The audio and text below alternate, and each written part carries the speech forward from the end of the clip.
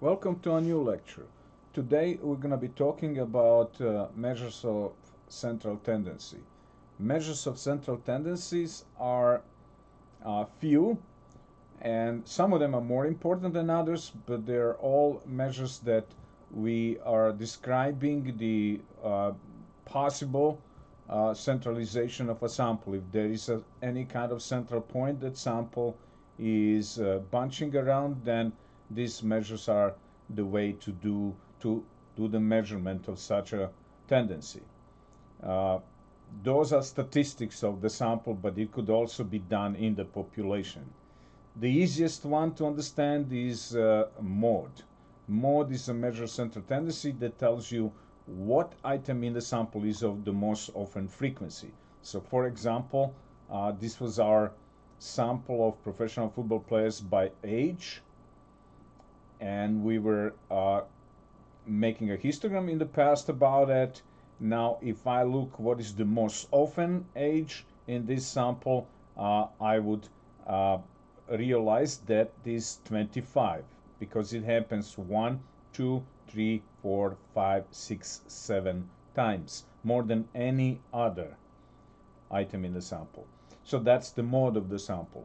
If, which is very often the case with measurements, we don't have anything that happens multiple times, then we would have no mode.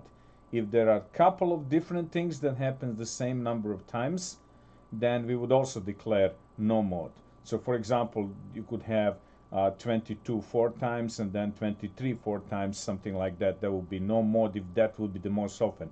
But in this particular sample, of course, 25 is the most often 7 times. There's nothing else as often. So that will be mode. So mode sometimes does not exist. It doesn't tell us much in that case, of course. The second measure of central tendency, it's very easy to understand, would be mid-range.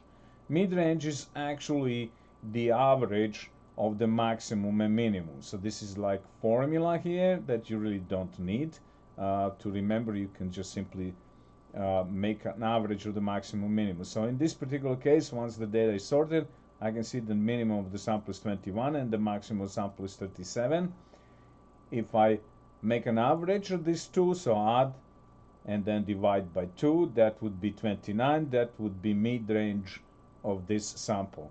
Since this is only telling you about the average of the minimum and maximum, doesn't really refer at all to any other parts of the sample. There might be, for example, all of the items might be around 21 and all of the items might be around 37, and this will not tell you anything about it. It just simply finds the middle of the range between 21 and 37. So the middle would be 29. Now, a little more important measure for us is going to be median. Median is very often used in media reports. In mainstream media reports, on TV, and newspapers, and so on. And the reason is that it's a very good measure of a central tendency when the samples are significantly skewed. So for example, if the distribution of a sample or histogram look like something like this or something like this, then the median is pretty good measure of central tendency rather than the average. And the idea of the median would be that it would divide sample into 50% of the items and 50% of the items, as in 50% below and 50% above. So for example, in this particular case, when the data is sorted, you can clearly see the lower half from 21 to 25. So the 25 would be the highest number in the lower half. 26 would be the lowest number in the upper half. The upper half is the next 20, right? So if you want to divide the sample into two equal parts, the numbers that you could use to do that would be the average of 25 and 26, so the median would be 25.5. And this is the rule we're going to use whenever we have an even number of things in the sample. So when we have 40, like in this case, then we simply sort the sample, divide the sample into two equal parts, the lower and upper half, and then use the highest, the greatest number in the lower half and the lowest number in the upper half, make an average, and this would be median. In case the sample has an odd number of things, like something like this,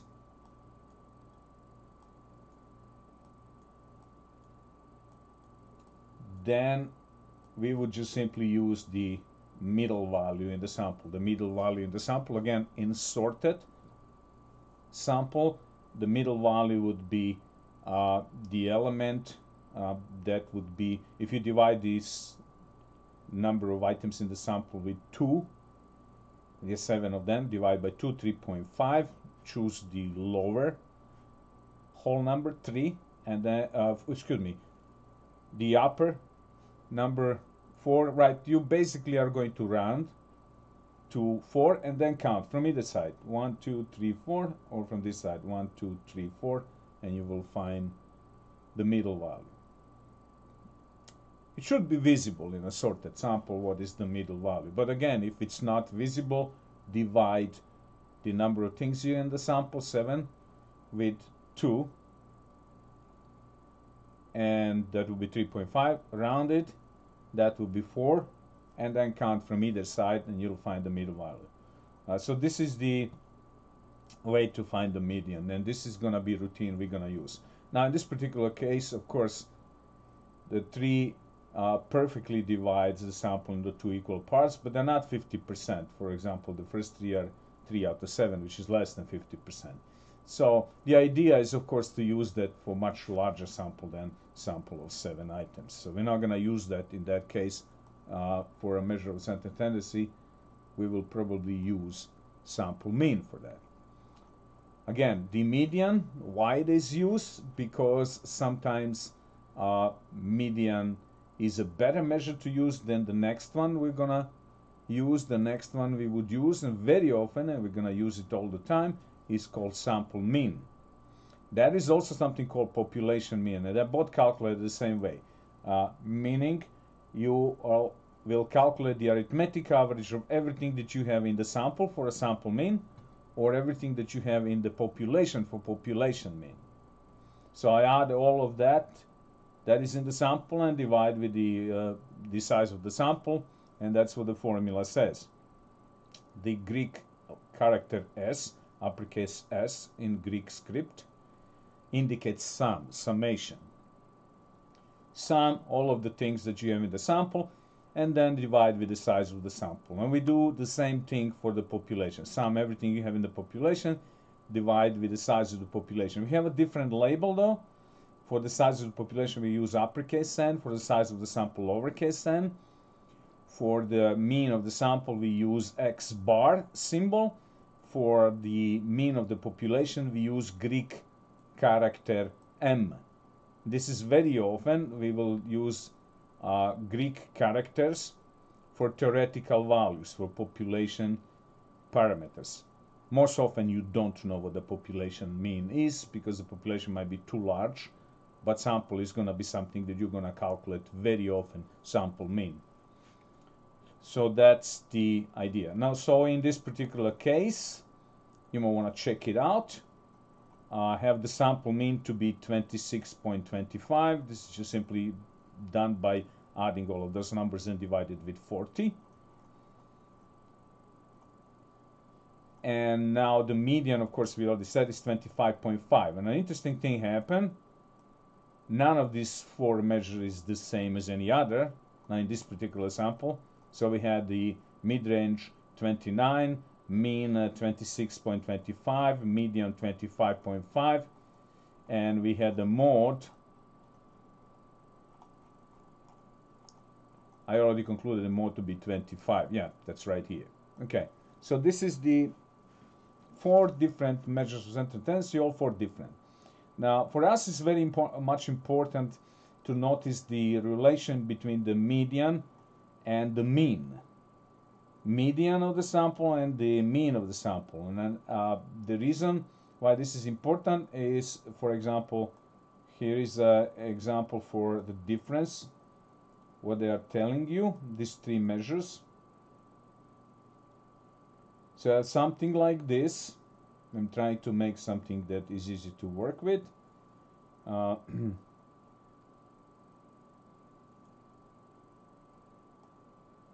if I calculate the,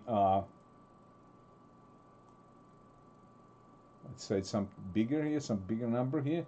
If I calculate the mean of this sample, what I would get is the mean would be very much weighted by this last number 10, an outlier. And the reason why that is the case is because, of course, when you add all of those numbers, 10 plays a big role in a summation. So if I add all of that, I get 18. Now if I divide 18 with 6, which is the number of items I have in the sample,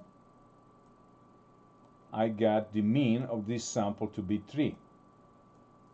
Even though every single item in the sample, other than the last one, is less than 3. Now if I look for the median, so this will be the mean of the sample. If I look for the median, that will be 2. Because I would be looking for, I have 1, 2, 3, 4, 5, 6 things in the sample. I'll be looking for the average of 2 in the middle, and that would be median. So mean is pulled by the outlier.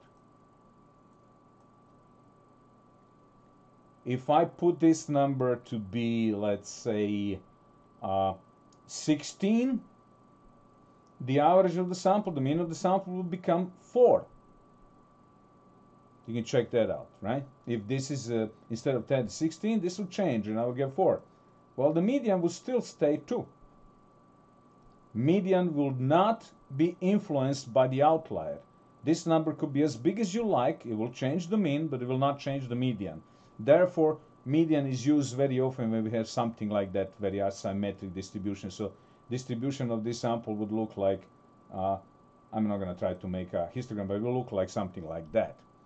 And the pronounced tail pulls the mean of the sample. And therefore the mean of the sample gets bigger than the median. So you might want to remember that. The tails pulls the mean, or mean follow the tails. Mean follows the tail. And that's why we use median very often, for example, for a price of a home. If you look in Long Island, you will find out the price of a home might be something like $350,000 or $400,000. $400,000 on average, maybe. Median might be a little less than that. And the reason is because in Long Island you can hardly find any homes that are cheaper than $250,000, but you can find lots of multi-million-dollar homes in Hamptons that will cost 6 to 10, maybe even more than $10 million. And those outliers, there are not too many of them. There are quite a few, but not too many. Most of the homes are at much lower price, but those would pull the average, so the average becomes artificially higher, right? If you talk about, let's say, 3 people, one that earns $50,000 a year, another earns $50,000 or $60,000 a year, and one that earns $2 million a year, you will end up with an average to be about $800,000 or $900,000. Yet these two gentlemen at the bottom end are nowhere close to that. And the reason why I have this high average is because you have one outlier that pulls the average at that direction. The same thing happened with homes. So the median is in that case better measured because it tells you, if you heard that median price of home in Long Island is $400,000, then you know there is about 50% of the homes that are sold at a higher price and 50% at a lower price. And that would be in that case better measured. The same thing with the incomes and so on. So again, the one thing to remember when you have the histogram like that will be skewed to the right, just the outline of course. The skew to the right, you will see mean pulled by the pronounced tail, and it will be, in that case, higher than median. You can have the opposite situation, like carry-on luggage example, Hawaii Airport. We also made a histogram in the past about it. So this is the sorted sample. Let's see the measures of central tendency. 32 is the most often, 4 times, nothing else is that many times. So that will be the mode. Median, again, 2 in the middle. That is the 40-piece sample. So we have the bottom half is the highest, the biggest number in the bottom half is 29. The lowest number in the top half is 30. So the average of these two is the median. So we got 29.5, the median. The sample mean, of course, I'm not going to calculate that now piece by piece, but you can check it out if you add all of those numbers and divide with 40. So that's arithmetic average. You end up with 28.275. Notice the sample mean in this case is less than median. So we expect in this case that the tail of the sample histogram would be pronounced to the left, because that would pull the sample mean into the direction of smaller numbers. Okay, now we have the mid-range, of course, would be the mid-range between 0 and 51, and that would be again the average of these two. 51 plus 0 is 51, divided with 2 is 25.5. And again, we have all 4 numbers here, they're all different. Now, in this particular case, just as I told you, the tail of the histogram is pronounced on the left, and therefore we have the pull of the mean. The mean is pulled in that direction, and therefore you have the sample mean to be smaller than the median. That is something you should always expect with unimodal distributions. So if the distribution is bimodal, then all bets are off, and could be a different relation between the mean and median. Okay, that's my story. You should check the homework about the measures of central tendency. It's not a difficult homework, and this is not a difficult lecture. I think it's a very simple lecture. Again, all of those measures could be also done for the population, and we will use this notation for population parameter and story about population mean very often down the road. Okay, so this would be it. Again, make sure you work on the homework and get the grip on this 4 measures of central tendency. I'll see you next time.